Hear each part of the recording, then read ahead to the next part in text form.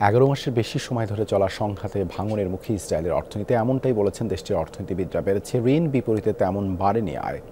বন্ধ হয়ে গেছে বহু ক্ষুদ্র ব্যবসা, হারাতে হয়েছে আন্তর্জাতিক বিনিয়োগ। শিগগিরই যুদ্ধ না থামালে সামনে ভয়ঙ্কর হবে পরিস্থিতি, সতর্ক করেছেন বিশ্লেষকরা। ডিজাইন, এলিগেন্স, বিউটি, সেরা পণ্য সবার জন্য জেভিকো। প্রতি বছর এই সময় জেরুজালেমে থাকে পর্যটকদের উপচে পড়া ভিড়। একই সাথে ধর্মীয় গুরুত্ব, সমৃদ্ধ ঐতিহ্য আর দৃষ্টিনন্দন সৌন্দর্যের কারণে প্রায় সারা বছরই থাকে নানান দেশের পর্যটকদের আনাগোনা। তবে এখন প্রায় জনমানবহীন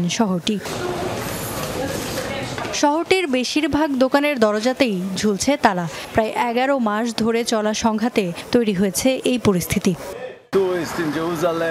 জেরুজালেমে সবসময় বিদেশি পর্যটকদের আনাগোনা থাকতো, এখন কোনো পর্যটক নেই। পর্যটনকে কেন্দ্র করেই তো আয় আমাদের, আর কতদিন চলবে এসব জানা নেই। আইকনিক আমেরিকান কলোনি হোটেলেও ছাঁটাই করতে হয়েছে কর্মী। যারা চাকরি হারাননি, কর্তন করা হয়েছে তাদের বেতন। মাঝখানে আমরা হোটেল বন্ধই রাখতে চেয়েছিলাম কয়েক মাসের জন্য, তারপর সেই সিদ্ধান্ত বাতিল হয়। কিন্তু খরচ সামলাতে বাধ্য হয়ে কিছু কর্মী ছাঁটাই করতে হয় আমাদের। একই চিত্র দেখা যায় ইসরায়েলের ব্যস্ততম বন্দর হাইফায়। আগে যেখানে দম ফেলার ফুরসত পেত না কর্মীরা, সেখানে এখন একেবারেই শান্ত চারপাশ, কাটছে অলস সময়। চলমান হামাস ইসরায়েল সংঘাতে অনেকটাই ভেঙে গেছে ইসরায়েলের অর্থনীতি, এমনটাই বলছেন বিশ্লেষকরা।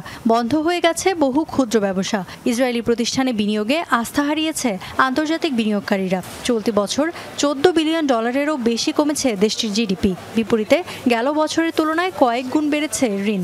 এই সংকট কাটানোর একমাত্র উপায় যুদ্ধবন্ধ। শিগগিরই সংঘাত না থামালে তৈরি হবে আরও ভয়ঙ্কর পরিস্থিতি, সতর্ক করেছেন অর্থনীতিবিদরা। আমাদের জিডিপি 3.7% বেড়েছে, যার অর্থ হচ্ছে চলতি বছর আমরা $14 বিলিয়ন জিডিপি হারিয়েছি। এটা কেবল জিডিপির হিসাব, এর বাইরেও আমরা অনেক কিছু হারাচ্ছি, ব্যাপকভাবে ক্ষতিগ্রস্ত হচ্ছি। শিগগিরই যুদ্ধ না থামলে সব হারাতে হবে। কোভিডকালীন 2 বছরে যে ক্ষতির সম্মুখীন হতে হয়েছিল দেশটিকে, সংঘাতের 11 মাসেই ছুঁই সেই রেকর্ড, এমনটাও বলছেন অনেকে। ইফফাত খন্দকার, যমুনা নিউজ।